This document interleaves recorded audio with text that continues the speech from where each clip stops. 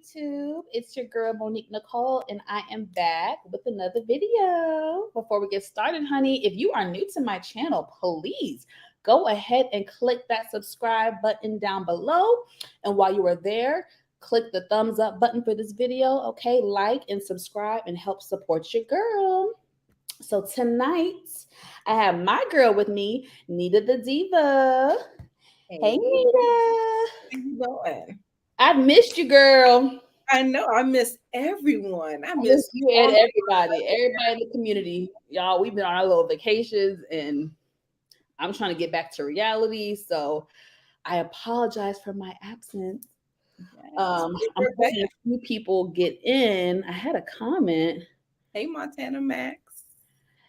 And I know this was kind of last minute. I did post it. Oh no, I don't even think I posted on my Instagram. Lord, hold up.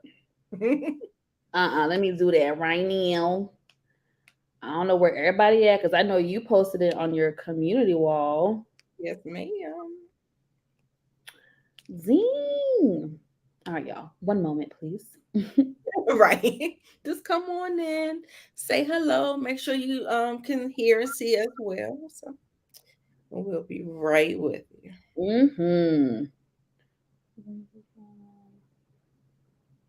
I can't believe I forgot to do this.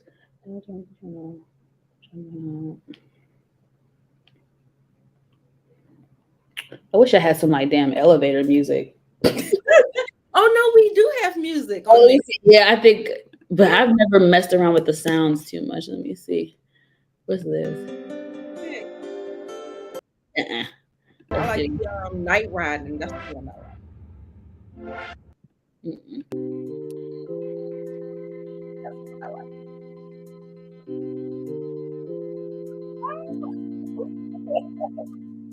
Ooh, y'all, we have a ghetto show today. Hold on.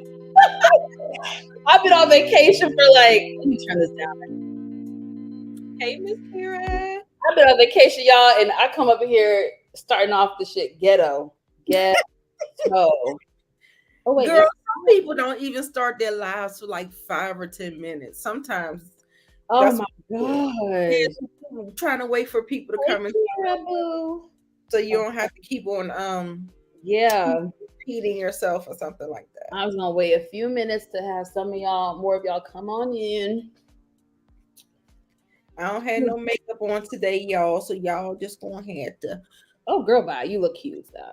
Yeah, I ain't got no lighting. I'm on location. Are you? Oh wait, I'm not in the studio. Where you at? I'm nosy. Where you at, girl? Or you can tell me offline. You don't want nobody talking. I'm quarantining. That's normally where I go every weekend or whatever. But because I didn't want to infect my house, so I'm staying over here. Somewhere else. Okay, fair enough. Greta. Don't say too much. Coming in the building. We love you guys. Thank you so much for supporting. Yes, see, look, that's why I need Nita, because I'm still trying to work on my multitasking skills. I'm over here trying to post on my damn Instagram account because somehow I done forgot. Silly rabbit, and I shared to my platforms. So thank you, dear. We'll get popping. The thing is, we're a little late, but we're a little late. Yeah, we are. Sorry, y'all. I'm gonna tell y'all why I'm late in just a second. And I don't know about you guys, but I've been feeling DC better than Huntsville too. Girl, yes. I thought I was tripping. No. I feel like the first few episodes of Huntsville was very consistent. And then the last 2 or 3 episodes were kind of like very filter, giving me very not filter. What am I saying? Filler. Very much filler vibes. Yeah. I'm so glad you agree because I was like, am I being like overly critical? Miss Kira said the verses is on. Oh, who's that, Miss Kira? What the Mario and Mario? Oh wow, that's kind of mean. That was my jam. That's okay, y'all. Catch us on the replay. Hashtag replay in the comments. Yes. We're gonna try to make it do what it do. Y'all gonna be multitasking. Y'all gonna be having Instagram on the Hey, TV. y'all better multitask. Multitask. Give us the view. Oh, they haven't started yet. Yeah, I see the stage. It's just a empty stage at this point. Okay. All right. Well, we're just gonna get into it, and we hope more people, start coming in as the show goes on. And if not, the replay crew, y'all make sure you guys like and subscribe and comment. Let us know what your thoughts are on the episode, etc. Yes. Let me see. Yes. Banana wine tasting. Yes. It felt very produced. Very pre-produced. Like The same thing with the whole thing with the Tisha's family and that it's like I just didn't those episodes just really kind of threw me off. So that's why I didn't even review those. Yeah. But I am going to review DC. I have them dropping tonight. Yeah. For a new show, I feel like DC is very consistent thus far. Yeah. And you're not gonna get it's not gonna be like mind blowing at the beginning. You gotta get to learn these people. So that's what we're doing. And I think people just take that for granted that we have to get to know these people, whatever. But I think the girls are bringing it. And so yes. I definitely think so. Starting at episode 5, y'all. This is episode. No, we're gonna do episode 6, and then at a certain point, I'm gonna hop back to episode 5 and kind of recant some things that took place because it kind of intertwined. Right. Episode 6. So okay. Let's start the review, y'all. I have my handy dandy notebook. No, I'm just kidding. From my 90s people. You know where that's from. Handy dandy notebook. All right. So let's see. Episode 6 was titled Emotional Overload. And I don't know about you guys, but I cried this episode. I'm such a crybaby. Yeah. We'll talk about it later, but Quicksilver, like, whoa. Yeah. Whoa. A lot. He's got a story, man. I mean, woo. So the episode starts off with Quick and Ashley. They go to the doctor because Quick has been having a lot of pain in his hands. He says there was a point where he could barely tie his shoes, and that's what really kind of pushed him to go to the doctor. Mm-hmm. He knew something, was wrong. So the doctor kind of examined. His fingers were, swollen and inflamed, probably due to, overusing it. He is a DJ, so he uses his hands quite a bit. Mm-hmm. I think he said that he got another opinion prior, and that doctor had said it could be possibly gout or arthritis, which is common. Right. And where am I at? What it reminded me of was carpal tunnel a little bit. Like, it could be very much so. It definitely could be. Yeah. So the doctor was saying, this is going to require like a lifestyle change in order to improve. So he may need to DJ less, but she was really pushing for him to wear a brace. And she said at minimum 4 to 6 weeks. Quick objected, like most men do. Men do. And he was, I'll give him that. He was honest. He was like, look, what's going to happen if I just forget everything you told me and keep going? And the doctor was like, you could eventually lose all function in your hands. And that's serious, especially his career being a DJ. Right. You're really playing with fire. And even Ashley in the confessional was like, Quick is not going to wear the brace. He's not going to listen until, whatever. So I put in my notes just in general with Quick, I like him, but Quick needs to stop playing with his life. Yeah, definitely. God, I don't know, viewers, how spiritual you guys are, religious, but God is definitely trying to show him signs. And I feel like in life, God tries to show us signs in different ways. But for Quick, between the car accidents, between him ending up in the hospital at various points due to exhaustion, and then now with his hands, like the gift that God gave you, literally through your hands, and you're still sitting here shrugging it. I feel like in life you don't. I think Ashley said it in a previous episode that he has 9 lives. you better stop playing with God in this universe because you only gonna get but so many chances. Exactly. I just feel like, to me, and of course it's always easy to say what you would do, what you wouldn't do, but I feel like them damn accidents would have been my damn wake up call. Mm-hmm. If not, damn sure me at the hospital. Like, so Yeah. Yeah. What are your My thoughts on it is very, I think it's a great message to put out so Black men can kind of see themselves and see how it's a very good representation of Black men, or maybe just men in general or whatever. I'm Yeah. gonna say the Black men Yeah. because that's like my demographic, but it Right. really speaks to the culture of not wanting to take care of yourself, not going to the hospital, not getting your checkups, and not take, and then just clearly like saying, nah. Like, I mean, I was kind of concerned. I Just was objecting. Yeah. like, yeah. And I think it's good that the doctor was kind of like give him that little scare, saying that you may lose complete function of this hand or something. And so sometimes you got to do that. But it seemed like it didn't really phase him. He was kind of like talking, and then he started over exaggerating, talking about, oh, I just gonna stay home. Oh I'm yeah. gonna work out, and I'm not gonna do this. I'm not gonna do that. Ashley was like, boy, that's not what she said. She said, wear the damn braids for 4 to 6 weeks, my nigga. Why you doing all of this? Exactly. Just the mental gymnastics not to do it. I said, gosh, but I think I really like Quick. yeah. I hope seeing himself on TV kind of shakes him, but I really like him, and I really feel what Ashley be saying. I feel for him, especially what's happened in his life. I just want to shake him, like, bro, Right. God don't give that. Listen, like Ashley said, he got like 9 lives, bro. Don't wait till, come on, and you have kids to live for. Like, please, like, wake up and see the bigger picture. You've been in multiple accidents where you could have died. You ended up in a hospital multiple times due to overworking yourself and not having a good life work balance. And now a doctor is telling you could lose all function in your hand.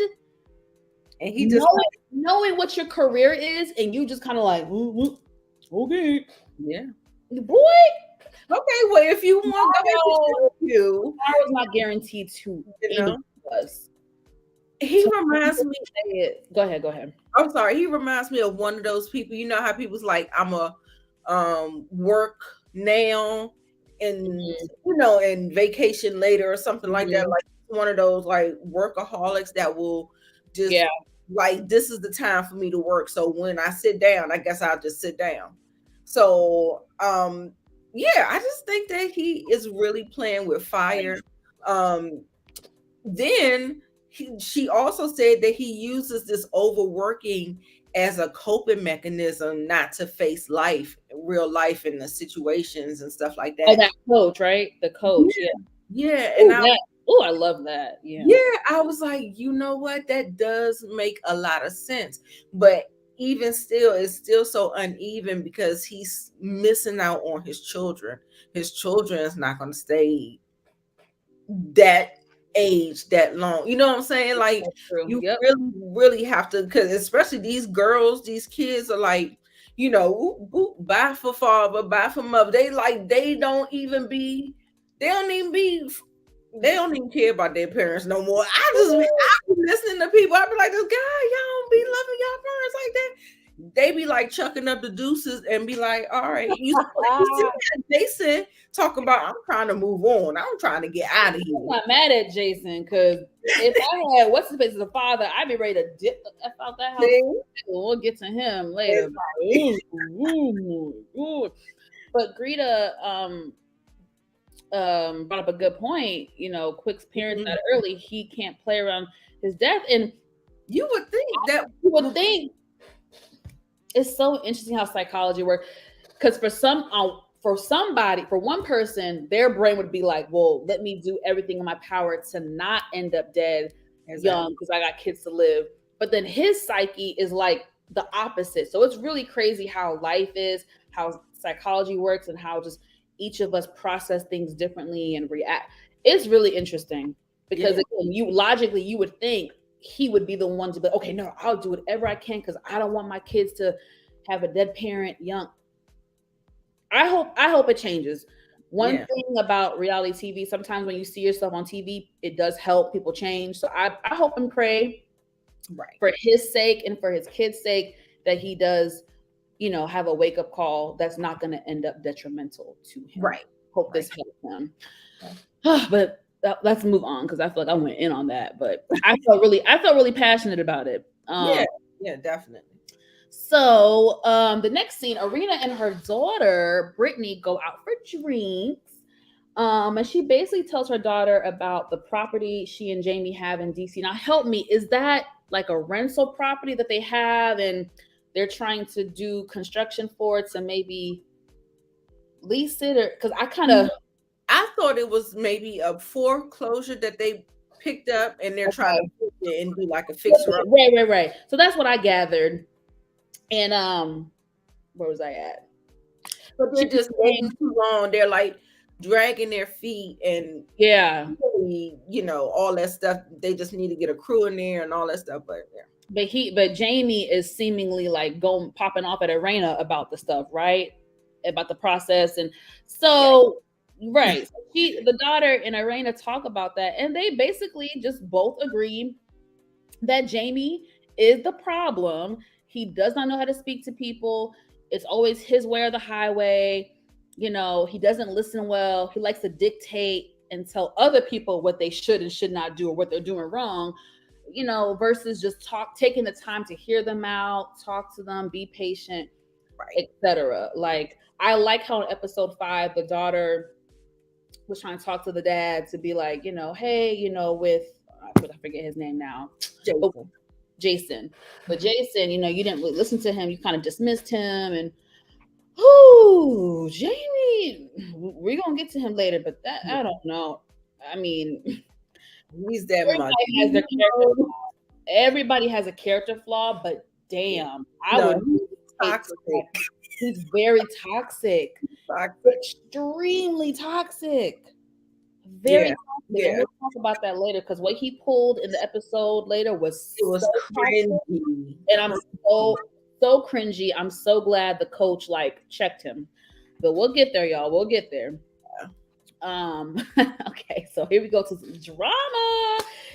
This is where I'm kind of go back and forth between episode 5 and 6. So we're at the Samuels casa. Monique and Chris are going.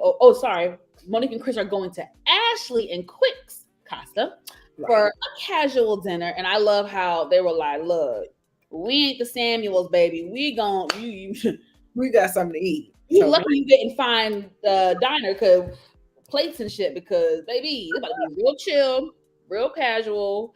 And I thought that was kind of funny. Let's see here. Okay, so Monique starts. So Monique starts talking about Winter and what happened at Ashley's event. Oh my gosh! So this is where I'm about to jump to. Let me see episode 5. Give me 1 second, y'all. Let me just make sure my notes make sense. Okay, so yeah. I'm going to jump now to episode 5. So in episode 5, Winter and Monique met up for lunch. Right? Winter fills Monique in on what happened while she was in Africa. The ladies had a lunch without Monique. And basically Winter is just kind of telling her what had happened. Okay.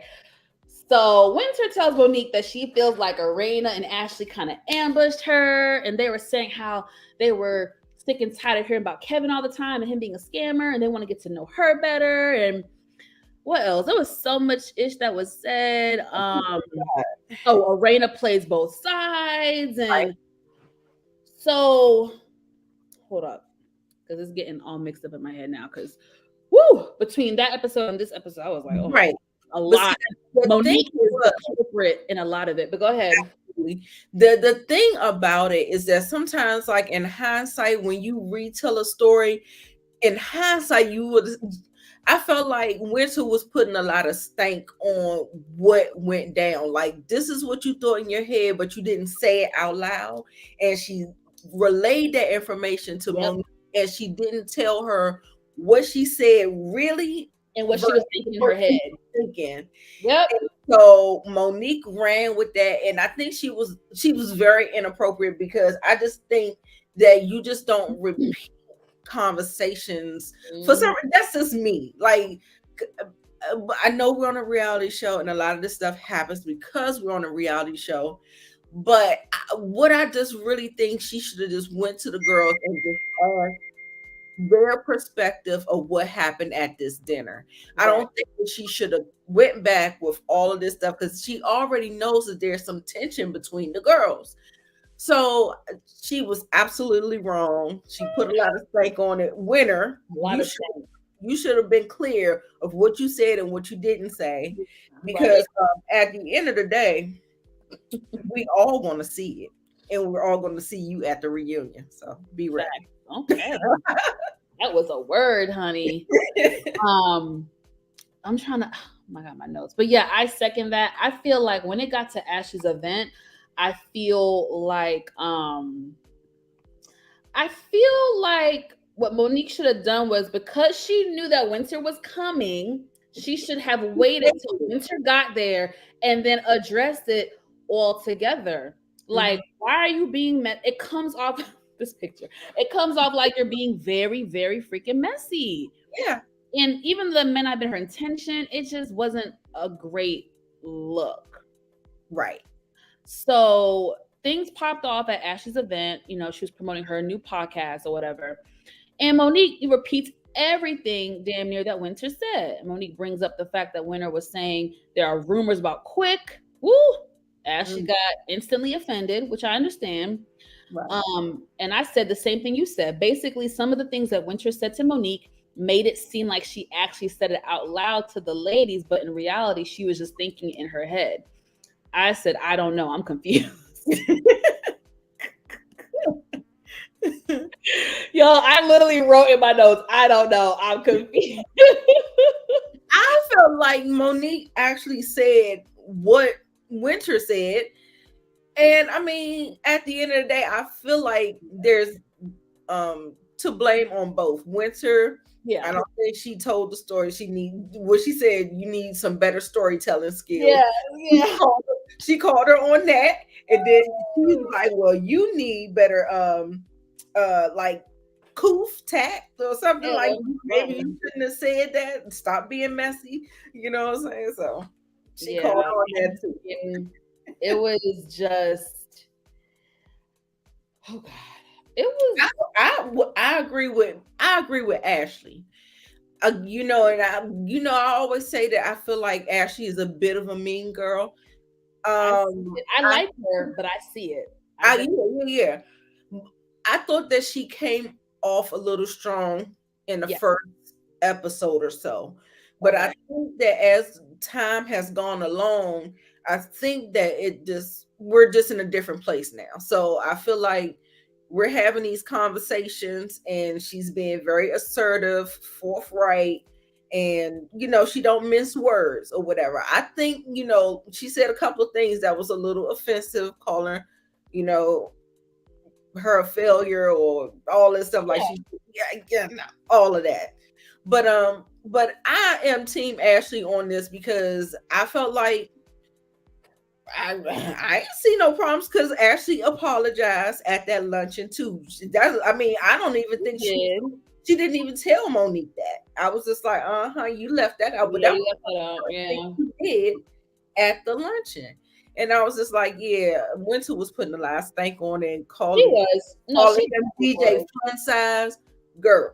Okay. Yeah, she was. She was. I'm not gonna hold you. She definitely was.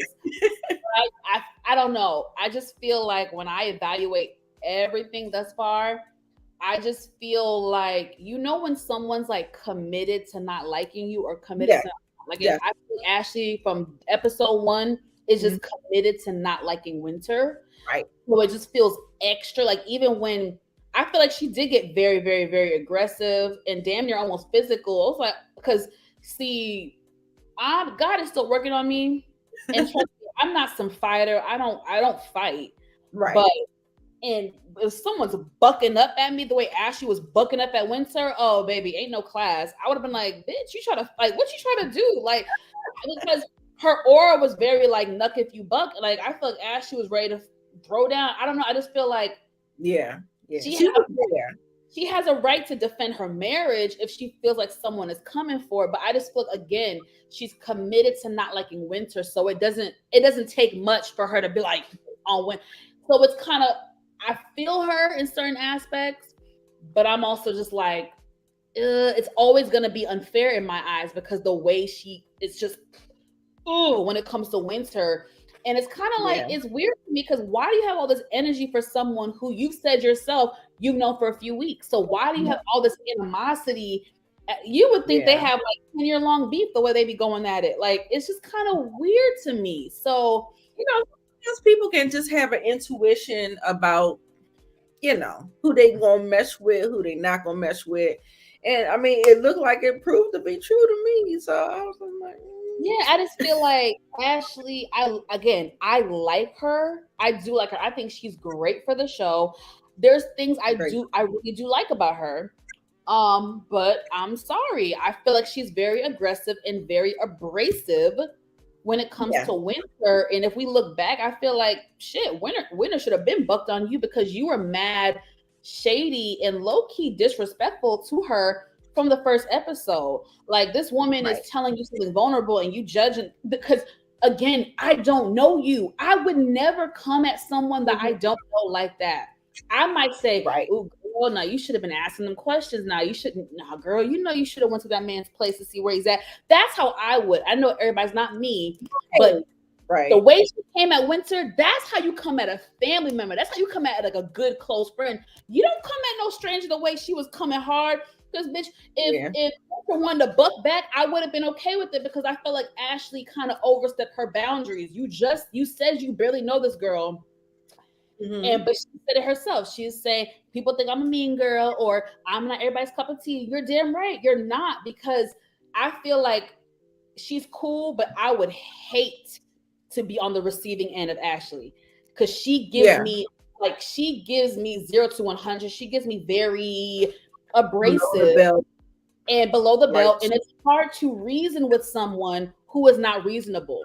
And she strikes me as someone when she's angry or irritated with you, she's not a reasonable person. And I feel like, the way my spirit is, the way I am, I try to be very logical. I try to be the peacemaker. I try to like kind of squash stuff. I try to be logical. She just unreasonable. She seems like I don't know. I like Ashley, but I'm just not blinded by the other things that she brings to the table.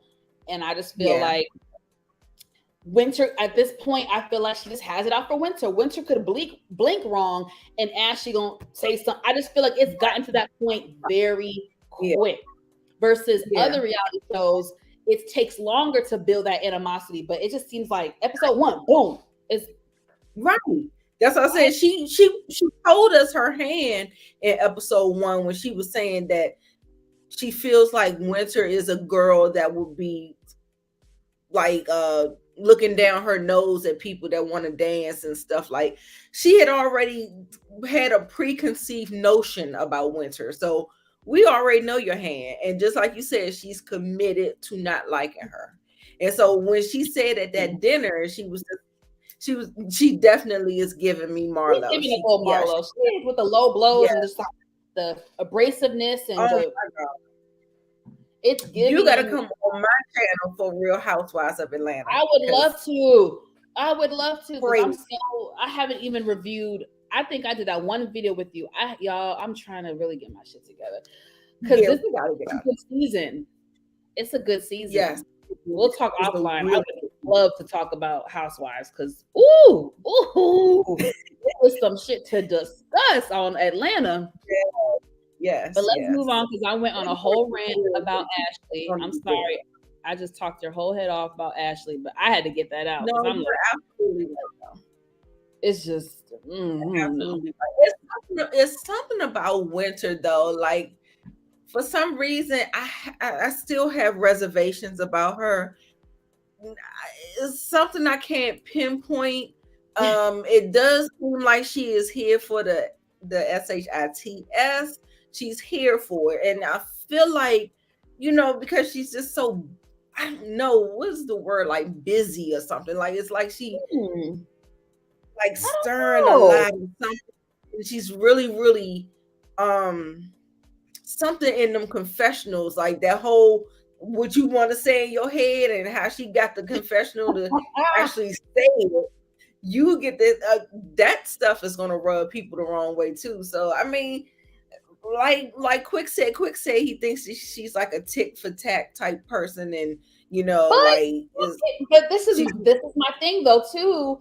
I'm sorry, you can't come as hard as Ashley came at her. You can't come like that for somebody and think they're not gonna don't bust think you back. gonna get some Sorry. right. And I feel like I'm really defending Winter so much, and I don't really know her character all the way, but based on what I'm seeing, I'm not mad at her talking shit. I'm not mad at it because the way Ashley has been coming for her very abrasively, very aggressively. I just feel like, bitch, okay, it's like, I don't know you like that. Even some of the biggest feuds we've seen on Atlanta Housewives, Kenya Marlo, that took years to build. Even Phaedra and Kenya, that took time to build. But for you to come so hard with so much tension and not even tension, what's the word I'm using? I don't know.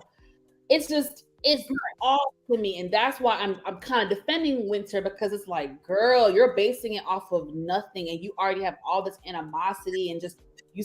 I don't know. So for me, I'm not mad at Winter for clapping back. I'm actually glad to see that she's standing in her truth. She's standing up to herself, because Ashley is very intimidating, and I'm not gonna lie, I would be by her. Like, I'm not scared to say that. Like, she does have that powerful personality, and some people, that's a lot. Not that I'm some punk, but she's somebody who I'd be like, you're cool, like maybe once in a while, but I couldn't be around you that much because you. I don't know. I like Ash. Don't get me wrong. I think I love her humor when she's funny and cracking jokes. There's things I really like about her, but when it comes to Winter, I'm sorry, you didn't like that girl from jump, and you were committed. Right. This just comes off like you're committed to not liking her. Now I will get on Winter like this, and I'll get to in a second, but even though they had a little resolution, we see in real time they was going at it on social media a couple weeks ago. The beef is definitely still there in real time. So some people are not meant to be friends. Not everybody's gonna like each other, but I just wish that Ashley didn't come as hard at Winter as she did. Because she keeps saying, I don't know her. I've only known her for a few weeks at that point. So, bitch, a few weeks and you got so much venom. But I will get on Winter as well. Winter, girl, you was bullshitting when you went back to Monique, and so there's blame on both sides. But anyway, another tangent. They're giving spicy. That's what I'm saying. I like them. I can critique both.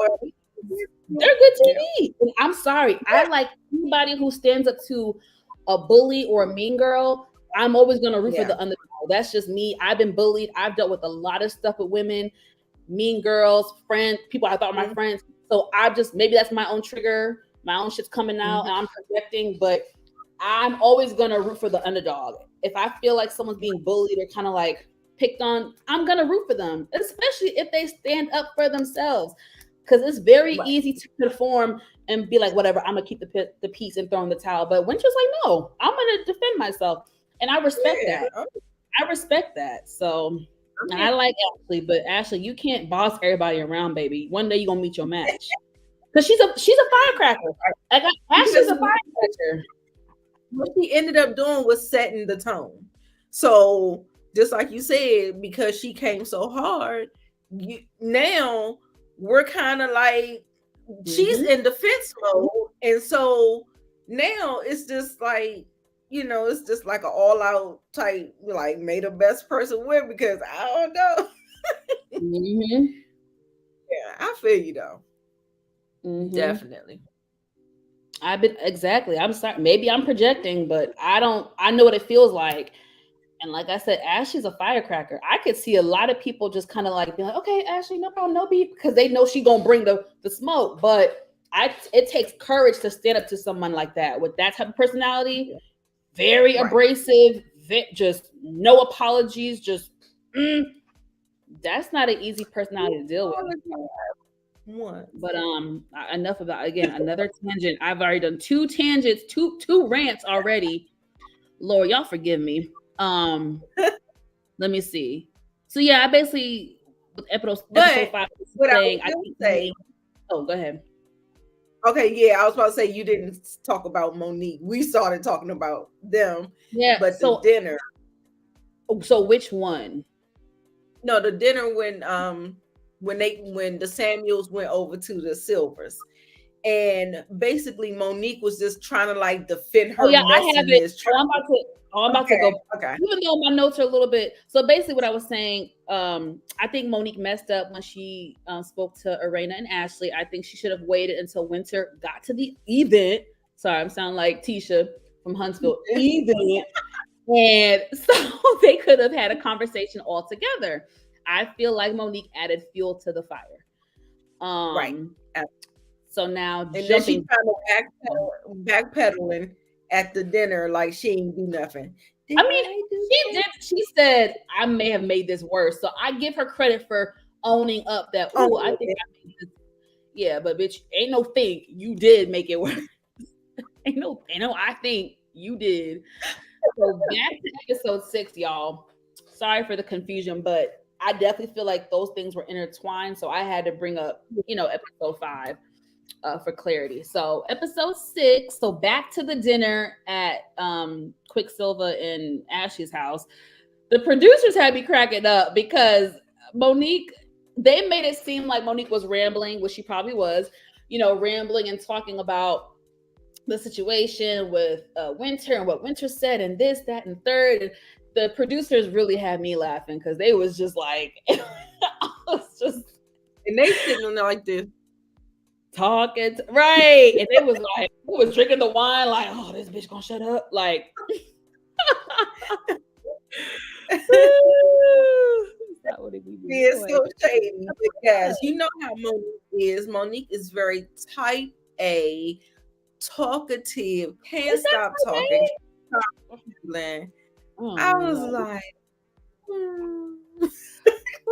that's how. Like when she talks, all I hear is wah wah wah wah wah wah wah wah. I listen to the first minute or so, but then I'd be like, "Oh God, girl, you keep." Damn. I mean, the thing is, I'm talkative too, so I can't rag on her too much. But damn, in her confessionals, Ashley says it's all just confusing because she's trying to figure out, is Monique on Winter's side or is she not on Winter's side? And she's not sure what to believe. Is Monique being messy, etc.? And I understood. I had the same, thoughts as well. So they basically go back and forth, including the husbands, about not Ashley, Winter, and this is how she is, this is not how she is, and I was on tumble dry, really. Monique jokes and says that she thought she was coming to the dinner to try to smooth things over and fix it, but she may have messed it up. And I was like, yeah, girl, you did. Yeah. Monique pulled up. Because which Monique? Me or Monique on the show? I'm getting confused, y'all. No. We talking about Monique on the show. Okay. But did I? Okay. With instigating and being like, yeah, messy. Okay, thank you. Woo, sorry, y'all. I think the first one she was talking to you though. Okay, that's why I was cool. Yeah. Right. Okay. That's what I thought.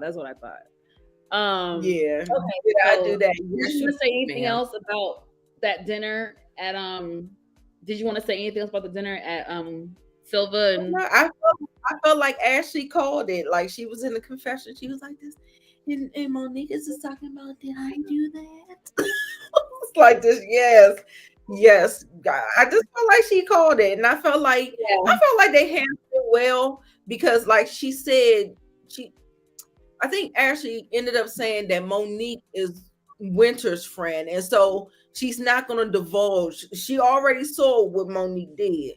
So when they were sitting at the table, they pretty much wasn't giving Monique nothing. They was just sitting there, just listening to her and letting her, I guess, plead her case and say that she's not messy when we know that's what she was being. But yeah, I think they read her right. They was just sitting up there listening to her. They ain't give her nothing. I was just like, good. That's gonna be it. That's gonna be it. But yeah, that's all I got. Okay, so let me see what's next. We're moving on to Winter, I think. Where am I now? Okay, here we go. No, yes. So next we see Winter and her children. I must say, from what we saw, I think Winter did a great job at raising her children. They seem very intelligent, intellectual, even emotionally intelligent for their young age. Yeah.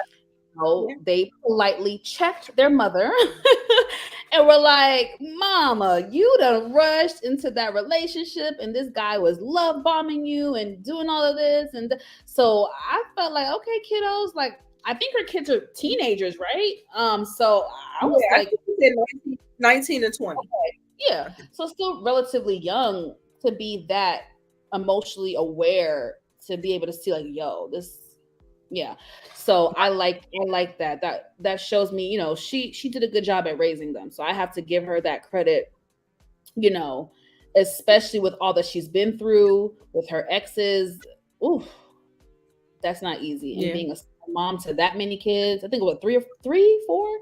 So 3 or 4 kids, 4. So even though it seems like the dad is in their lives, from what I gather, and then I think she said, "Oh, your dad's coming this weekend to get you," or something like that. So I'm thankful that he is a present father. But genuinely, she's kind of like a single mom. Even if it's for 1 or 2 weeks each month, she's still a single mom at some point. So that's not easy for one child, let alone 4. So God bless her. And I have some. This can be a bit much. So I appreciate they were very calm and collected, and they expressed themselves really, really well. What I will say is that they did give her a lot of grace. They did. Almost, I don't want to say not too much grace, but in my recap, I did say that I think she postures herself just the way she says something about somebody's victim shaming her. I feel like she postures herself to be a victim, and these things happen to me, and then she doesn't want to take accountability for what she did and what she didn't do. She didn't do her due diligence in researching that man and doing all of the things before you kind of fell for all of the tactics pulling on her and stuff like that. So I definitely love, I just really wish that she could, like, I don't want her to feel guilt. Like, I felt like she almost broke down in the confessional when she was saying that, I was supposed to protect my kids, and I don't want her to feel like that. I just want her to own the due diligence that she failed to do, and that's it. And just be accountable for that. Take responsibility for that. So yeah. Right. I think that's my only flaw in it. I believe in the grace that they're giving her. I believe in all of the things that they were saying. Love bombing, that stuff is real. That stuff happens. It's so real. Oh, it's happened to me. That happened to me long before the society was into mental health, and we even had a word for it. Shit, I didn't know what the hell it was. I didn't know the language. When I learn about that term and what it means, shit, that didn't happen to me. Right.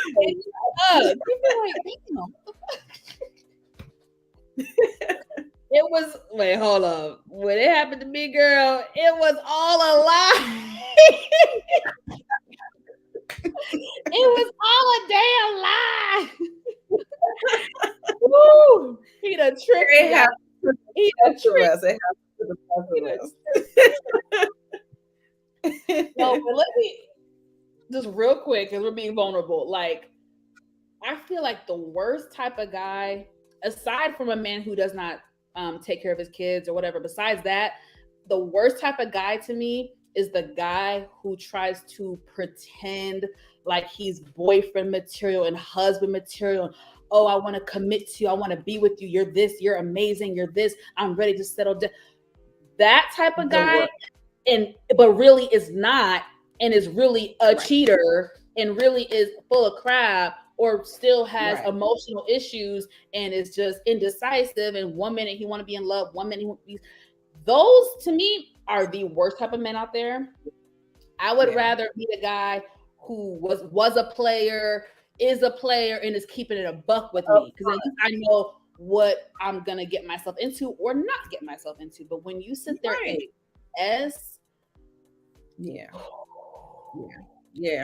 I'm telling myself, and it's dangerous. It's dangerous. Like, you really shouldn't be playing with people's emotions like that, because you can't hurt somebody and tell them how bad to act. So I mean, that's why they have that show Snap. But that's not me, y'all. Ain't nobody. I'm not going to jail for nobody. Right. I'm talking about us. I'm just saying, period. Because people out here, they got issues now. They got issues. So I just want to let you know. Do that. You keep on playing at your own. Play at your own risk. But one day it'll come back. And I don't want Winter to beat herself up, but I do want her to take accountability, because the vibe I got from the first couple episodes, especially that one big group dinner they had, episode 1 or 2, I think Ashley, the point I agree with her, she was kind of like, Winter was not taking ownership or accountability. Like, he lied, he's a piece of crap. You're right. I should have, like, when Ashley was like, girl, you should, well, she didn't say it that nice, but when she was like, girl, you didn't go to see his place, and I didn't agree with her delivery, but what she said, I agree with. And I feel like in that moment, and even the next episode, I feel like Winter wasn't taking accountability. Like, she could have been like, he's a piece of crap. He did play me. Yes, I fell for it. Yes, I should have probably invested. Like, she didn't say none of that. So I feel like this episode was the first time I actually saw her take accountability. So while I don't want her to beat herself up, self-reflection is necessary, especially with 4 damn kids. Yeah. I'm sorry, you did bring this relationship expert. You can't be a relationship expert and we're not doing our due diligence. I'm sorry. And I think that, to the point of what Ashley was saying. That is to the point of what she was saying. And see, Winter she was so trying to defend her relationship expert status that she couldn't take it. And so that's what that, I mean, I get it, you know what I'm saying? Oh, you killed me when you brought up the relationship expert, because I actually forgot about that part. Oh my gosh. Sorry. Yeah, she needs accountability, and I have to, tough love a little bit. We all been a fool now. We all been a fool, but damn it, you have 4 kids and you brought this ninja around your damn kids. He could have been, ma'am. Yes. So she has to take some accountability and learn that she really did F up. She really did put she and her children in a really vulnerable position, and she's lucky that the divorce is this quick and easy and smooth and not that complicated. But I digress. Wolf like that, somebody that's like a wolf in sheep's clothing, that you don't really know what the real motivation was. You don't know what he was trying to get to. You don't know if he was trying to get to your kids, your young girl kids. You just do not know. Your money, your business, your career. Like her for a reason. There was something, you know what I'm saying? So I'm just like, I don't know. You really, he could be a con artist for all we know. Exactly. So, but let that be a lesson. Lesson learned. Whew, lesson learned. So moving on. The good stuff. So Monique, Ashley, and Winter meet up for dinner to discuss all the drama that took place at Ashley's event. Shout out to Tisha Huntsville event. clear the air since Monique done bucked up the whole thing. So Monique says there was a lot of misunderstanding when it came to the conversation she and Winter had, which there was. Um, Mhm. Monique thought that the ladies had, back and forth dialogue about, husbands, and Winter saying there was rumors and all that. And Winter basically saying if they're gonna come for mine, I'm gonna come for theirs. That whole all that shenanigan. So Ashley says that, and I like that she said this in her confessionals. She said the way, let me see. Oh, hold on. It was delivered to her. Okay, the way it was delivered to her was like, oh well, I know rumors about you and your husband, basically calling Ashley and Quick out. Winter says that's not how it happened. I don't know. In her confessional, Winter says that she believes the confusion came from how Monique conveyed the conversation. I agree with that to an extent. That is definitely part of it. Winter says that she had no intention of trying to be messy or bring up rumors to, recant old drama, blah, blah, blah, blah, blah. See, and that's where I have my side eye for Winter, because I think she absolutely what it reminds me of is how Mel used to always say these rumors about Marcel. Mm-hmm. She said it in the confessional. Winter, we have the tapes, baby. We're on tape. Okay. Okay. We can roll the beautiful beam footage back. Okay. You did say you did say you were playing into the rumor mill. She absolutely did that. And even in that conversation, she was like, "This, do we need to?" I think it was still in the, Right.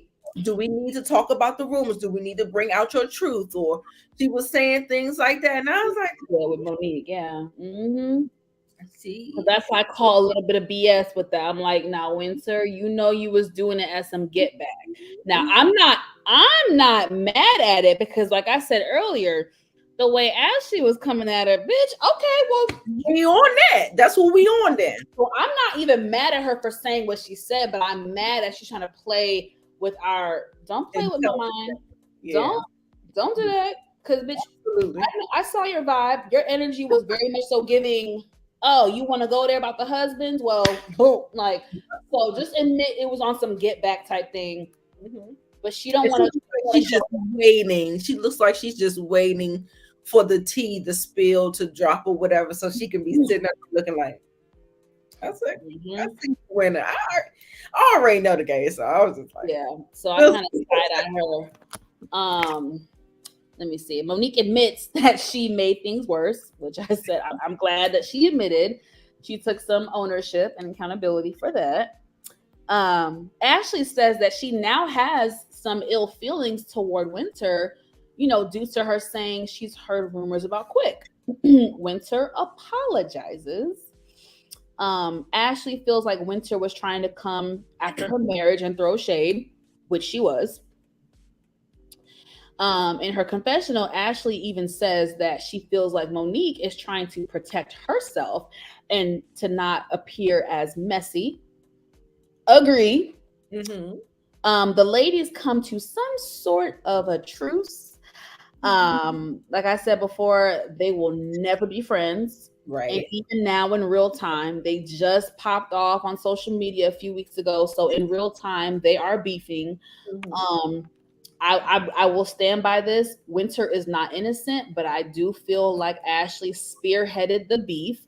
I felt like from the first meeting, Ashley already had it out for Winter. She already judged her hardcore. She already Yeah. came at her sideways. And I feel like from day one, she was kind of committed to not liking Winter. So Absolutely. while there's blame on both ends, I do feel like more of the blame is on Ashley. And I stand by that. Now, if things change and we see more stuff pop off and come out, I'll address it. But as for right now, that's my stance Okay. on them too. I think I'm being fair. Okay. Neither are perfect, but I feel like Ashley definitely spearheaded that beef Yeah. between the two ladies. Did you is that the end? I was about to say, did you get to watch the nightcap? That's not the end. I thought that was the end. No, we're Okay. about to, girl, no. Okay. We gotta go with the energy coach, honey, the life coach, and the energy Oh coach. yeah, that is okay. My bad. Yes, we definitely need to get into that because that's a lot. We've Yeah, been, girl, we've yeah. been running on. I know we're almost an hour. Yeah, I have my rants, y'all. Sorry. Let's see. We're almost done actually. We are. I So mean, we have a lot to discuss because we're breaking down a lot. I think Monique and them, they didn't even really contribute anything to the salt cave, but definitely we need to focus on not Jamie as much, and but Quick. the coach did say something to Chris. See, let's get into it because there's things to discuss. So Monique meets with her energy healer and life coach. As the group comes in for their group event. I'm gonna get right into it. The coach starts off with Jamie. Oh, geez. Of all people, that's what she started off with. I was like, damn, okay. And she just pulled her right on over there too. Baby. So the lady was the coach. I didn't get her name. Sorry, y'all. We're gonna call the life coach or the healer. Yeah, her So name is Terry. what was her name? Terry. Terry. Yeah. Oh, look at you. That's what I did my review. Okay, cool. So Terry, the life coach, she starts off with Jamie's problematic ass and basically calls him out for being aggressive and coming off like a bulldog and a bully to those close to him. Not only his wife, but to other people that are in his life that he's close with. She says that it stems from insecurities, and she tells him that his actions actually push people away. Yeah. Check. I was just like, check. You're right. We kind of touched on it earlier, but he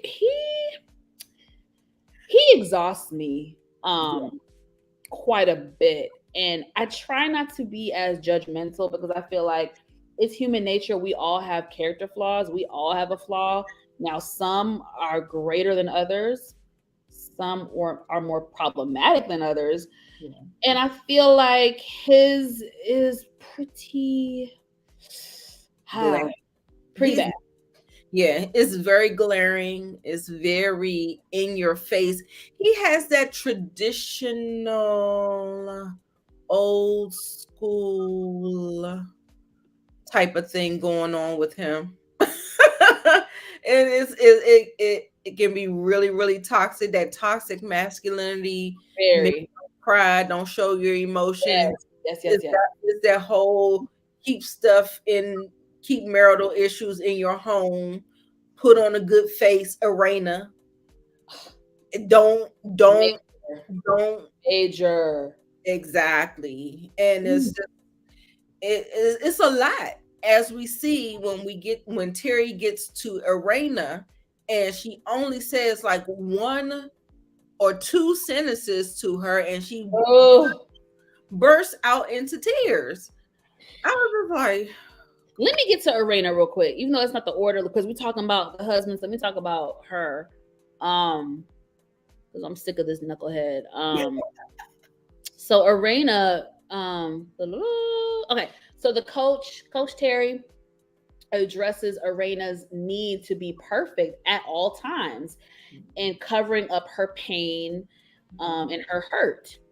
She starts crying almost immediately. Y'all, it reminded me of like when you be at church or whatever, or you're listening to a sermon or you're listening to something and you feel like the preacher or that person is speaking directly to you. That's what I felt like. And you just kind of get emotional, like, oh my God, you're like, that's how I feel, or that's what I'm going through. Like, that's what it took me to, because she cried almost immediately. right. Because the coach was saying really how Arena feels. Mm-hmm. And I really felt for her. So her knucklehead ass husband taps her on her leg like, "Hey, stop crying," Yeah. versus consoling his wife and showing her love and comfort. He gonna tap her. Let me show myself. He gonna, hey, hey, hey. The coach was like, Like he was a kid. she said What it is too. She was that? like, "You're reminding me of a little boy being like, hey, stop that. What your wife needs is for you to." I was like, I'm so glad the coach said that to him. Mm-hmm. I know Arena is at home watching this embarrassed, or she could be both and be embarrassed, but also be like, see, I hope your ass see what the world is saying about your ass. Read these motherfucking comments. That's what I would be like if I was in that situation. Read these comments on social media. See what the people saying about you. What the Uh-huh. Uh-huh. what I would do, because Right.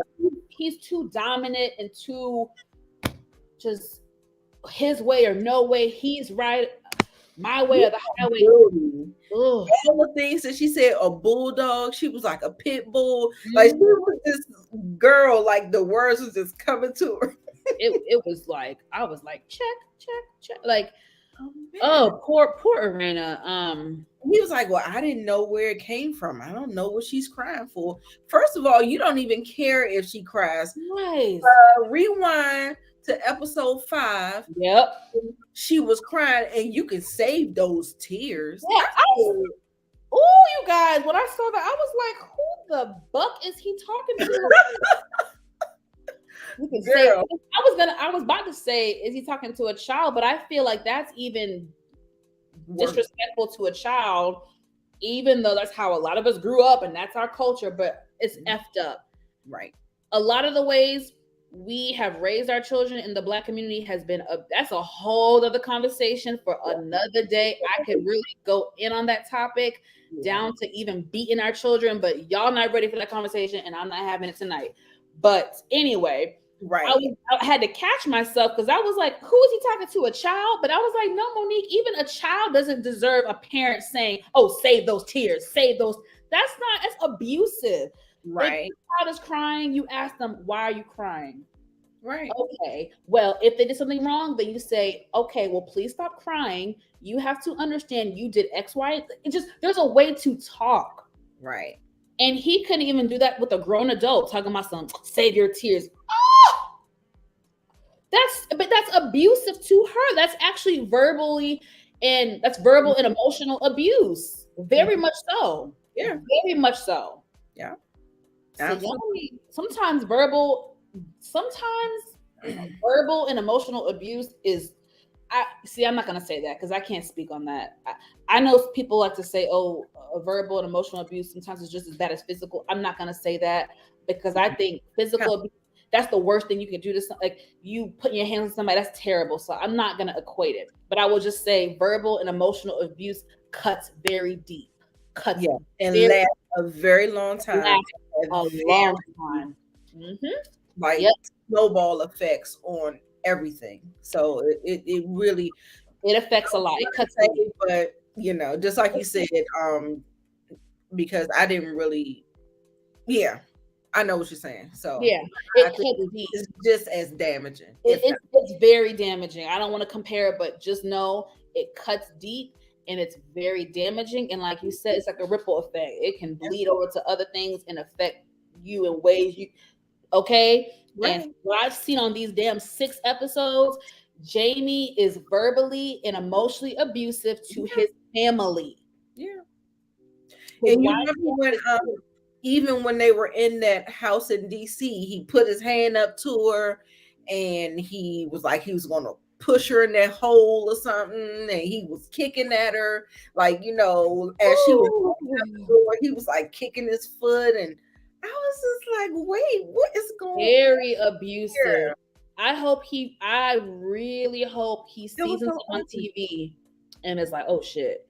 And I hope they roast his ass on social media because it's well deserved. I hope so too. I doubt it though. I mean, the thing is, I think that's what I like about Quick. Like Quick sees it, and he was like, "This. I hope he's not this guy." And I hope that he calls him out on it. Like I need. This is a thing that I really want. I need men to hold men accountable for their bad behavior. Like, if you continue not to say nothing, that's not my business. That's not my business. It's gonna keep on perpetuating, and we will never get to a place where anybody is acting healthy. Like, I don't know. Like, I'm smiling because I just had this conversation the other day with somebody. Right. And a couple months ago, I was with a group of mutual guy friends. I don't really have that many guy friends nowadays because I feel like some guy friends are not that consistent, but what have you. And I had to kind of check them, like we were having a general conversation about men and women, love, relationships, all that stuff. And right. I brought up what you just said. I said, I feel like one thing men need to work on, I feel like men do not hold each other accountable. So meaning when you see your boy cheating, only this percentage of men in the world gonna be like, hey dog, you know you got a good girl at home. Come on, don't do that to her. Come on.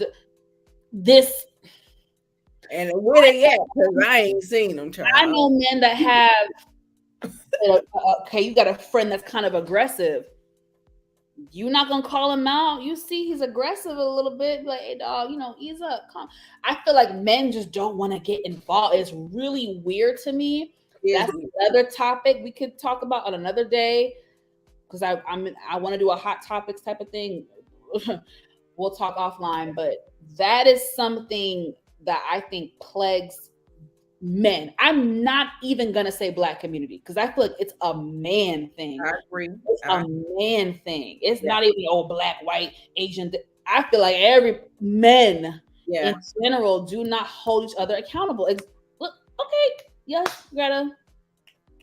Come on, Greta. Accountability. Exactly. Yes. We don't hold each other accountable. Yeah. I'm telling y'all, I've seen it. Yeah. It's actually scary. Yeah. I will just give a quick 30-second. I've been in a situation where I've been out in public and saw a woman being aggressively manhandled by a man, and 3 men were present, and only 1 man stepped in and said, hey, don't do. Only 1. 3 men were standing there, and only 1 of the 3. So there are great men out there that will stand up, but there's a lot of men that stay silent and don't say shit, knowing their friend is aggressive.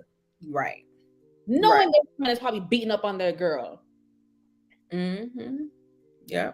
And a lot of times, sometimes you listen, I've seen situations where a man has tried to jump into a situation and get hurt. They can get hurt. I understand that too. Yeah, I understand that. That's one. It's true. The other situation is, but I love him, the toxic woman, when somebody stands up for you and then next thing you know, you're. So we saw that on P-Valley. With Keyshawn and Simon. On the Shy. We saw it on the Shy with the I get it.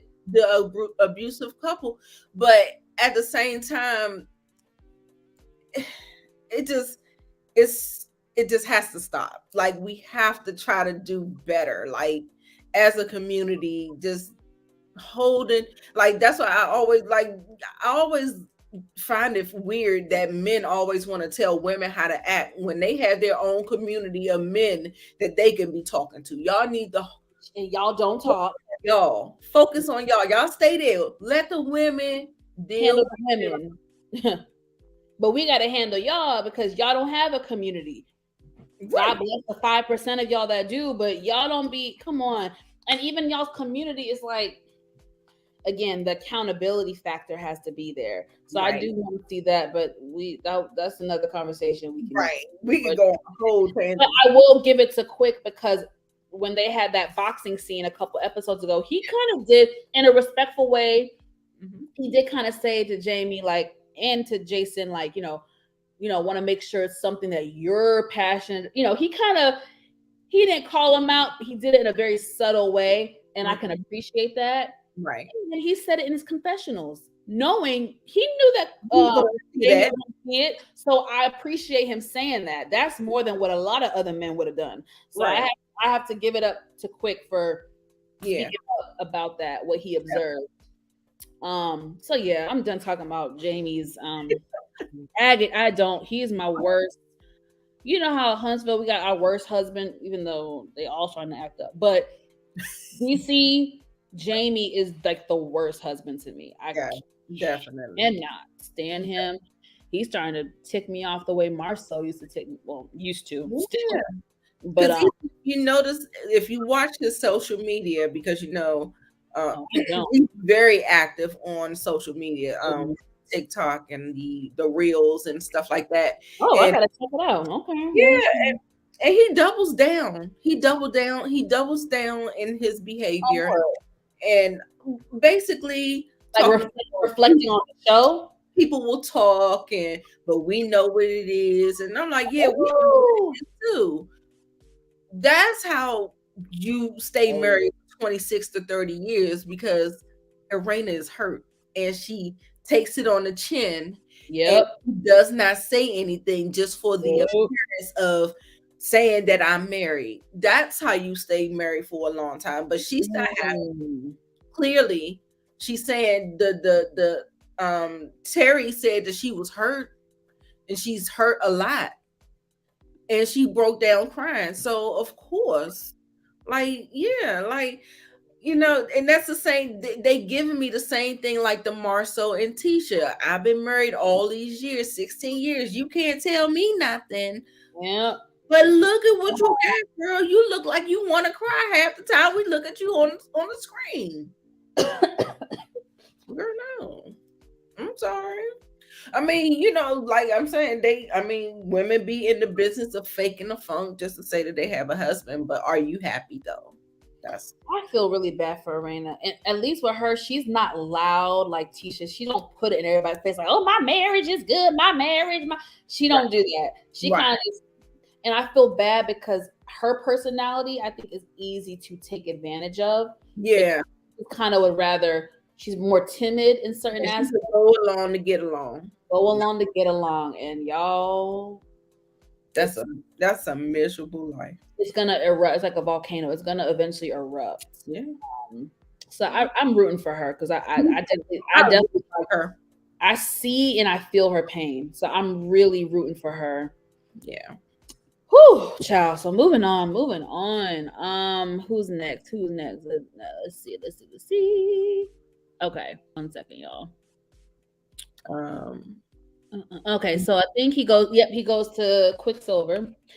And Coach Terry goes to Quicksilver and basically says that she sees the number 9.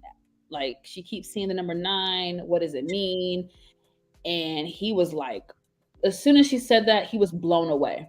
Because that's not, I mean, I guess you could probably Google that, but that was very like an intimate thing. Yeah. So I don't really know if that's on the internet like that. You know what I'm saying? So he was blown away. Like, he was like, oh shit, this is the real deal. So he lets her know, like, yeah, at the age of 9, that's when his mother informed him that she had cancer. And then I think 1999 was when his father died. Right. So the 9s are like very symbolic to his life, and brings a lot of pain and sadness and tragedy. Y'all, what's wrong with me? He tells Coach Terry that throughout his life, anytime something good happens, he always expects something bad to happen right afterwards. And I think that is sad. That's like, that's not a way to live. You know what I mean? I'm like that too. I'm trying to do better, but yeah. And it's I can't knock somebody for it, because depending on what you've endured in your life, I feel you. It's like, oh, something good happened, then you kind of waiting for the other shoe to drop. It's just that it sucks. Right. I get it. Looking at his life, I get it. Like, I can't be mad at him for feeling like that. I get it. It's not healthy. It's not healthy. It's not healthy. You can't live deeply. You can't live fully. You always just living on the surface. And that's what he's doing. That's when he throws himself into work. Mm-hmm. He's not enjoying his marriage. Yes, they have a nice little sex life or whatever, but you can't enjoy each other fully if you can't even open up. Because you remember Ashley kept saying that she don't want him to put on a front. She was like, I need you to open up and show me your emotions. Let me know. Let me be there for you. Stuff like that. You don't have to be like that. So Mm-hmm. saying that she is getting surface level with him. She Yeah. wants to be there for him, but he's just living on the surface. He's working himself to death. He's not really taking time with his family. He's working gig after gig after gig. Mm-hmm. So trying to escape what could be happening. Exactly. And that's what the coach was saying. It's almost like your defense mechanism. You know Yeah. what I'm saying? You're using work to distract you from X, Y, and Z, and you're not really able to cope with certain things. It's like a bad like coping mechanism that he's developed, basically work himself to death, but he's really sabotaging himself. Yeah. Yeah. And it's interesting, everybody has their own thing. Everybody has their vice. Some people he's a workaholic. Some people Right. drink themselves. Some people do Right. other things. Oh, Some people turn to sex. Some yeah. people, everybody, huh? Some people shop a lot, like Some retail people shop. therapy. There's all types of vices out there. It's very true. So, yeah, I mean, she went deep. She went deep, and I really enjoyed it. I thought that was like amazing. Yeah. Um, I have one of those. I suggest everybody looking to getting a Reiki. It's a person that practices Reiki or whatever. okay. It's so good. And Hmm. really, I mean, just it's just something about how this was like just a session. She does those types of things too, but then you can just kind of have a one-on-one session, and she just goes through and feels all your energy through Oh your my different gosh. chakras and stuff like that, girl. And then they'll start talking, and you be like, "Just oh my god!" And then Yeah, next thing how do you you know, know this? you purge and you letting it out, and then Out of my head. feel so much lighter. You feel so much better just being able Wow. to get it off your chest and stuff like I that. They need to just look kind at of it. recalibrate your energy and stuff like that. Is amazing. Whoa, Amazing. I need to look it up and see if that's something like, I don't know, if I can find somebody local that does that. Yeah, yeah. That's really because Look I on really, Groupon. That's how I found her. huh? I said look on Groupon or um Okay. Living Social or something like that, and just put in Reiki, and it'll pop up in your area and stuff like that. Who would have thought? That is wow. That's interesting. Okay, good to know. Because I enjoyed it. I was definitely moved by the experience. Um, let's see, where was that at? So yeah, sabotaging himself. He says his dad died at the age when he was 18, and his dad, encouraged him to be a DJ, despite people saying, it's not successful career, he's never gonna make it. So Quick was saying he wishes his father could have lived longer to see him become successful and, basically tell the naysayers, ha, you're wrong. And Sometimes I mean that, I yeah, wonder why. When Chris said he sees you, I was yeah. Oh, I got so emotional. Because that's one thing too, is like, I mean, his dad died when he was really young, but even like, now, I'm just like, damn it. As we get older, sometimes we forget our parents are getting older. And I be having my moments where I'm like, damn, Monique, you gotta get your life together. Like, I want my parents to see me get married and walk me down the aisle and have you start to feel life's pressure because time waits for no man and tomorrow's not promised. So I can't imagine how he feels, with his father dying at such a like, when Quick was so young at such a young age. It's kind of like, damn, like his father didn't get to see anything. So that sucks. And that's real life, you know what I mean? So it was definitely, it moved me very much so. mm-hmm.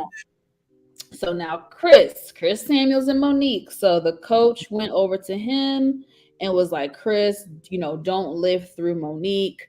You need to find, what you're passionate about, etc. Blah, blah, blah, blah, blah.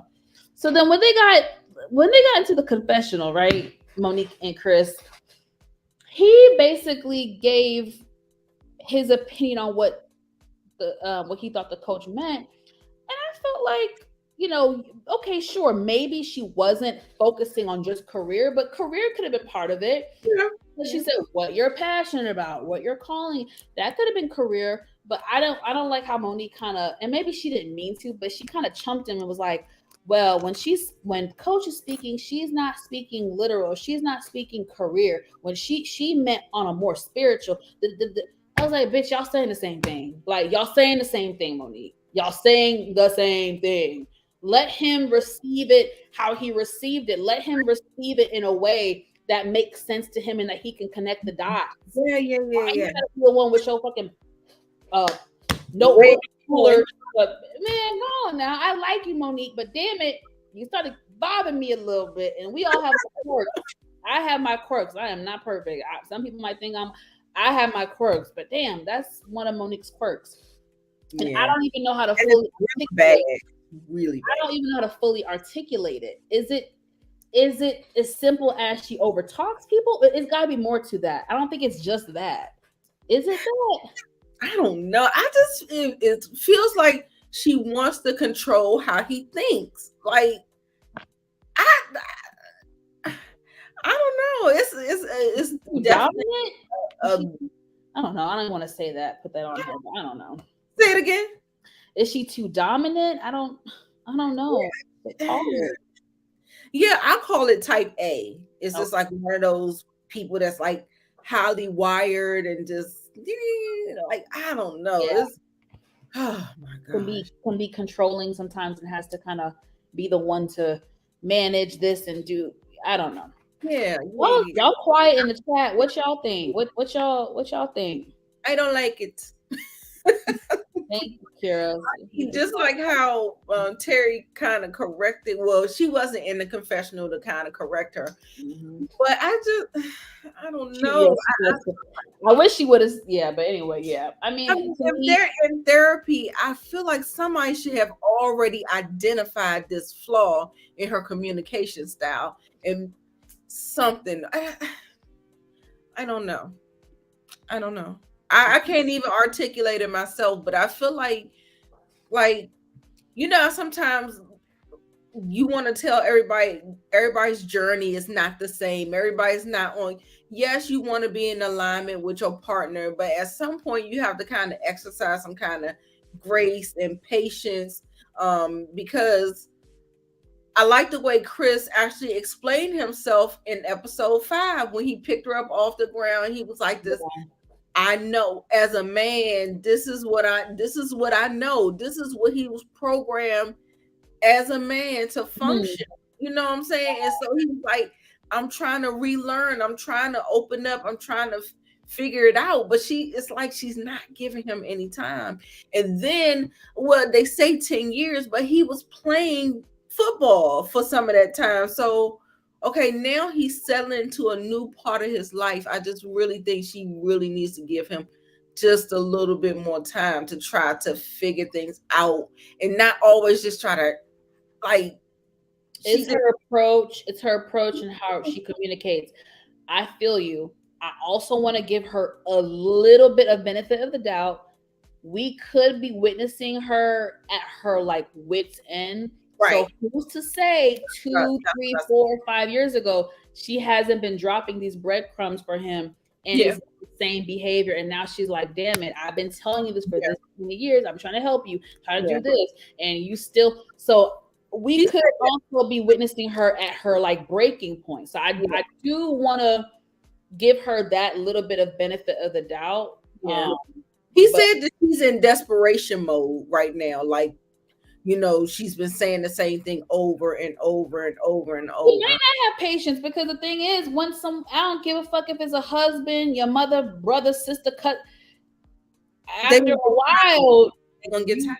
Patience does kind of wear thin. So, like I said, y'all, I'm seeing it. It's irritating me, but I do want to just give her that little bit benefit of the doubt, because I know marriage ain't easy. And for what she said in the first couple episodes, she's been preaching this to him for a while, and almost like she's not seeing any change behavior. Yeah. So she could be at her breaking point. So Greta. Oh my gosh. I will. I will give her that little bit of grace as well. Like I'm almost at a point, and I hate to feel like that, but I'm almost at a point like whenever I see a scene with them, I just want to fast forward or something. Because it just really irritates me like really, really, really bad. Because I could see if we're talking about a Marceau or a Martell or I don't see that in Chris. Like, yeah, but that I see him being a little lazy. I do see that. I feel like a lot when you got 3 young kids. So that's what I'm saying. I don't want to compare. It's almost like comparing pain because it's like shit. Marceau is on a whole nother. That's kind of comparing apples to oranges because that's a whole nother league. So we agreed earlier, like in the when we first started doing these reviews, like we agreed that on the outside looking in, Monique has it great, but. And of course, if we were to compare, of course, she still has it better than a lot of wives. But that doesn't mean that Chris's flaw isn't a flaw. Right, Or that doesn't mean that he ain't got no problems. Yeah, his problems might not be this huge to right. It's still something. Yeah, I agree. I agree. I really am starting to lean on the side of she's at her wit's end because I love them on Potomac. Even their little spats on Potomac, it was nothing compared to what we're seeing here. Right. So I am kind of leaning with my theory of she's at her breaking point or her wit's end because they were on Potomac for what 3 or 4 years, and I really enjoyed Chris and Monique on Potomac. I really love their dynamic. I love their marriage. I love their family. Mm-hmm. I love anytime she had a family scene. It could be I liked it. I liked that she was close to her family. She had her brother as her assistant. I liked. I felt like they had a whole system set up. I would see Chris in the kitchen with the kids helping out. I liked them a lot on Potomac. Dare I say, was she trying to project the perfect family? It could have been. And here we're not so much because we're trying to put our problems on the show of love and marriage. It could be that. It definitely could be that. 2 things can be true at the same time. It could be that, and it could be she's at her damn wit's end with this. She's right. So only time will tell, or maybe we'll never know. But I definitely think it could be that as well. What you just said. Yeah.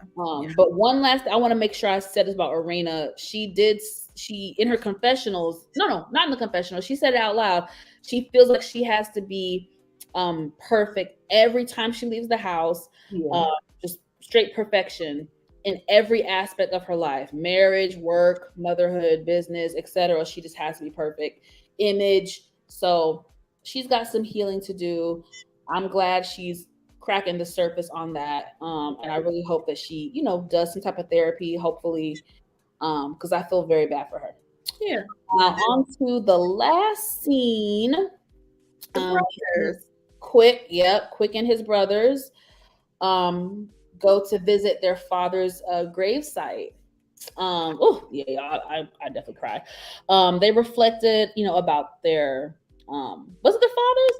Yeah, it was their father's gravesite. Yes, yeah. And they talked about the mothers. Talked about the mother a lot. And reflected on both parents' death. Really, I think even Quick had said to the brothers, what did Dad tell us before we walked into Mom's funeral?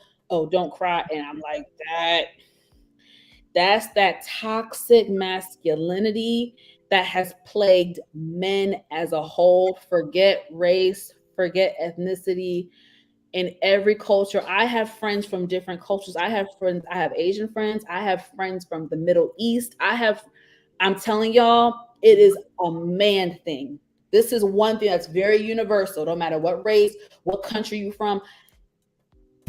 That toxic shit, telling young boys not to cry, to man up, don't cry, boys don't cry. I'm supposed to go to my mom's funeral. What the fuck? I'm supposed to, God damn, that's the one time I'm supposed to cry at least.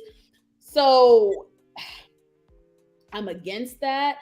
My future husband, we have to be on the same page about that. That's some shit we're gonna talk about while we're dating, because we got to be on the same page. We might disagree on a couple things, but the core values I have, Yeah. He got to align. Right. I've met a couple, even on some friendship level, I've met a couple guys that were more progressive and were in agreement. Like, so that made me feel good. That made me feel like there's hope for, the new generation of men and stuff like that. But that men don't cry, boys don't cry, man up. Yeah, I'm not for it. I rebuke it. I hate it. It has messed up men as a whole. Right. In so many ways. And the fact that this is a universal thing says a lot. Right. Right. So I felt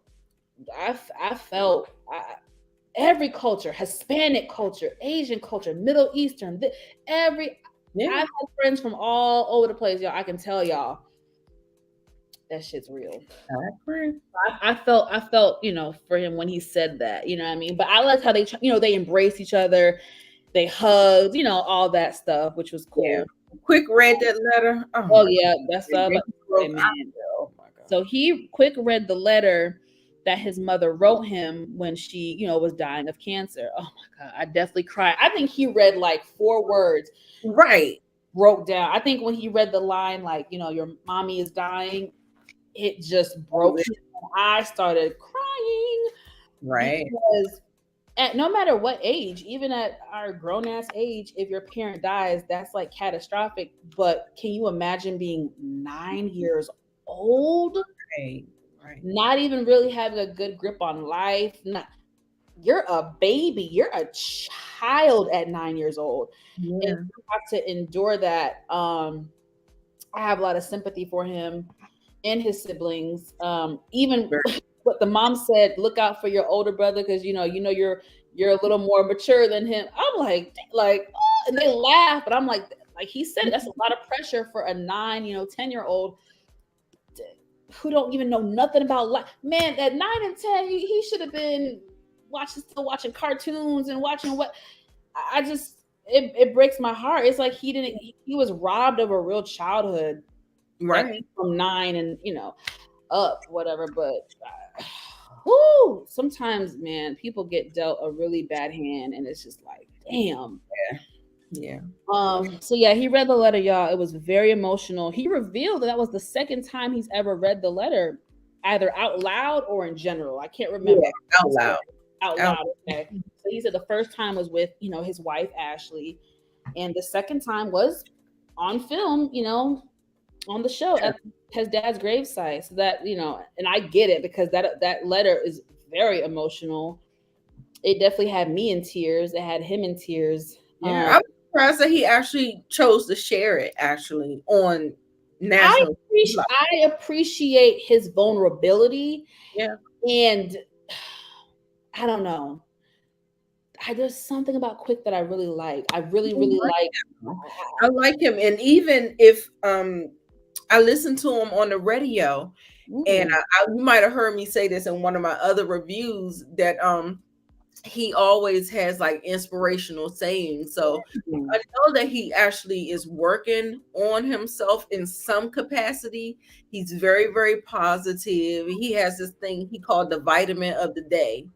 And he would always say like something uplifting. It either could be a scripture or either just could be just something like just a gem, a nugget, or something that kind of lifts your spirits and stuff like that. So yeah, I definitely that is my favorite couple.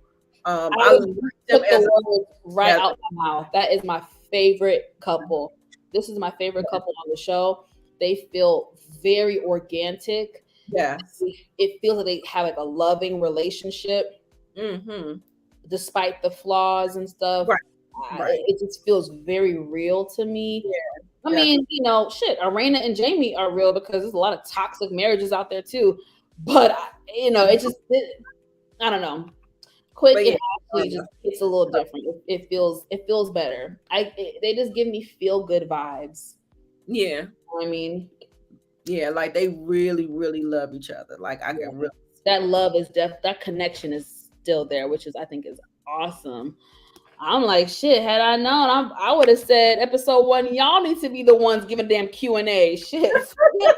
Forget Arena and Jamie. I don't want their Q&A. Right. Keep that shit. That shit is struggle and pain. Right. I'm good. You Let can me keep get a that couple tips struggle. from Silva and Ashley. Right. Because we know their shit wasn't perfect. Definitely some infidelity may have been there, but shit, they worked through it and they seem peaceful. So y'all Right. can do the damn Q&A. I'll listen to it. Damn it. Oh my gosh. So let me see. What did I say? Okay. Who's In the your favorite? confessional, Quick says that he definitely wants to spend more time with his brothers, but of course, his busy schedule is in the way. And he did say that his brothers know and understand that Quick's wife and children come first, which he barely has time for. So that lets you already know he don't see his damn Brothers at all. I'm like, Quick, man, something's gotta give, bro. You can't just keep talking. I feel like Quick is a talker. If you notice, he's always like, yeah, I know, I need to do it. I need to do it's. And I'm not trying to judge him. I've been that way too. Procrastination. But I feel like he's doing it with like really serious stuff, i.e., his health, i.e., his life, i.e., his family. Like I feel like he's doing that procrastination. Oh, I know, I'll get to it. Oh, I know, I need to work less. Oh, I need to spend time with my brothers. Oh, I need to see my children. You playing with fire. You playing with fire, brother. Right. So again, like I said earlier, he got 9 lives. This thing called life don't give you that many chances. Right. It will snuff it right on out. It will. Tomorrow is not promised to nobody, and that's something that I do fear. I know as a Christian, you're not supposed to fear death, but I'm sorry, this world is so jacked up. I do be scared. When I leave my house, I be praying I return safely. When I drive, I pray to God. Girl. Because you don't know. Tomorrow is not promised. Right. When you leave your house and come back home, that is a blessing. So it does upset me that it seems like he's taking life for granted, even though he's lost both parents at a young age. He got some healing to do. I think Ashley said it. I think she said Quick has a lot of healing to do that he's not ready to face. And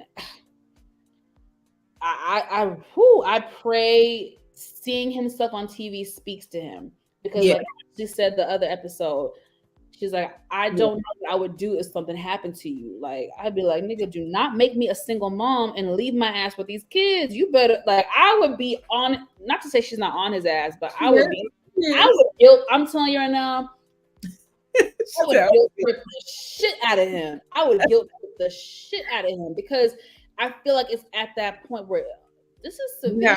Like this is severe now. You can't keep playing with life like that. That shit is not. You are not a cat, and you do not. It's almost preventable. You know what I'm saying? I understand. You not being in control of the universe. I got all that. I got it. But the stuff that's preventable and stuff that is completely in your hands, there's no excuse for that. Do better, Quick. Do better, Quick. Be like you. Here for a long time, to be there, for your wife, your children. Please, brother, if this gets to you somehow, some way. Right. Absolutely. Life is not a game to play with. So, but yeah, guys, that's it. We chatted long enough, about an hour. We in here pontificating for you. We was up here talking, honey. We had some great dialogue. So the replay crew, make sure y'all watch the video. We had a lot of good dialogue, honey. We got off topic a little bit, but the shit was still real. Right. Okay. Right. So we will, we'll probably be back, in a couple days or so with another video. You never know. You never know. Yeah. A better heads up. Sorry, what were you saying? No, I'm saying keep your notification on. Thank you. I forget about that. Yes. Notification bell. Y'all better click that. Click that. That way you get notified whenever we drop new content. Nita's channel link is in the description. Please make sure you check out her channel. Subscribe. Like, she puts out amazing content, great content. I'm trying to step my shit up and be like her, okay? She's gonna be working hard, honey. She inspires me, so I need to, get my shit back together. I was on vacation. I need to get it. I'm gonna come back, y'all. I'm gonna be more consistent. But thank you guys for watching. Nita, thank you for joining me. We will catch you guys next time. Like and subscribe, and we will catch you later. Thank you. Bye, guys.